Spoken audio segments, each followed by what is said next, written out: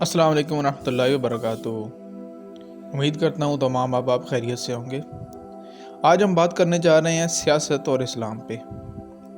سیاست عربی زبان کا لفظ ہے اور اس کا مادہ سین و سین ہے۔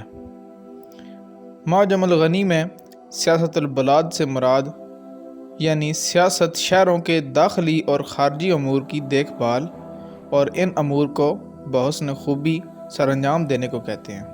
اللہ تعالیٰ نے اپنے حبیب حضرت محمد مصطفیٰ صلی اللہ تعالیٰ علیہ وسلم کے قلب اطہر پر جو کلام اتارا وہ ہر چیز کا روشن بیان ہے۔ انسان کی نجی، معاشی، معاشرتی، عائلی، تعلیمی اور تربیتی ہر طرح کی رہنمائی اس پاک کلام یعنی قرآن پاک میں موجود ہے۔ جب ہر طرح کے مسائل کا واضح حل کلام الہی میں موجود ہے تو پھر یہ کیسے ممکن تھا کہ حکومت کا نظام چلانے کے اصول قرآن مجید میں مذکور نہ ہوتے؟ علامہ اقبال علیہ الرحمہ نے تو قرآن کریم کو آئین حکومت قرار دیا۔ علامہ اقبال رحمۃ اللہ تعالیٰ علیہ اپنی کتاب رموز بے خودی میں لکھتے ہیں کہ در شبستان ہرا خلوت گزید قوم و آئین و حکومت آفرید۔ علامہ اقبال کے اس فارسی شعر کی وضاحت خواجہ الطاف حسین حالی کے اس شعر سے بخوبی ہو جاتی ہے جو انہوں نے اپنی مستس میں لکھا: اتر کر ہرا سے سوئے قوم آیا اور ایک نسخہ کیمیا ساتھ لایا۔ یہ نسخہ کیمیا در حقیقت قرآن ہے جس میں ہر معاملے، ہر شعبہ زندگی کے لیے بہترین رہنمائی موجود ہے۔ یہاں تک کہ سلطنت چلانے کے رہنما اصول ہیں، یا یوں کہیں کہ ملک کے داخلی و خارجی امور کو بحسن خوبی سر انجام دینے کی تعلیمات بھی موجود ہیں۔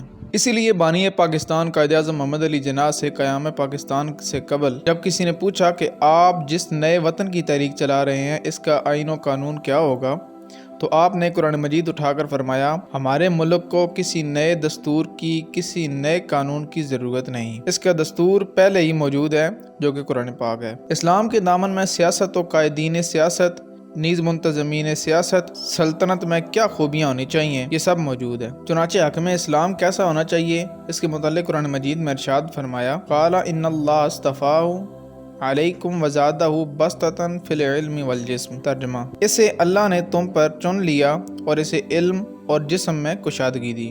اس آیت کی تفسیر بیان کرتے ہوئے مفتی احمد یار خان نعیمی علیہ الرحمہ فرماتے ہیں: آج کل حکومت کا مدار صرف مال اور کثرت رائے پر ہے اور یہ غلط ہے۔ سلطنت نسب اور مال پر نہیں ہونی چاہیے بلکہ علم اور شجاعت و بہادری پر ہونی چاہیے۔ کس قدر واضح تعلیمات موجود ہیں مگر تف ہے ان لوگوں کی سوچ پر جو کہتے ہیں کہ اسلام کے پاس ملک کا نظام چلانے کے لیے تعلیمات ہی نہیں ہیں۔ اگر اسلامی حکومت آ جائے تو ملک کیسے چلے گا وغیرہ وغیرہ اعتراض کرتے ہیں۔ در حقیقت یہ لوگ مغرب کی روشنیوں اور چکا چوند سے اتنے مرعوب ہو گئے ہیں کہ بجائے قرآن میں غور و فکر کرنے کے مغرب کے ذہنی غلام بن گئے۔ در حقیقت یہ سب مغرب کی تعلیمات اور اس زہر کا اثر تھا جو مغرب نے ان لوگوں کے ذہنوں میں آہستہ آہستہ داخل کیا تھا۔ مغربی تمدن میں دین کو جامعیت حاصل نہیں ہے۔ مغربی دانشور دین کو محدود کر کے پیش کرتے ہیں اور یہ تصور دینے کی کوشش کی جاتی ہے کہ گویا دین کے اندر انسان کا فقط خدا سے رابطہ ہونا چاہیے، لہذا سیاسی، اجتماعی، بین الاقوامی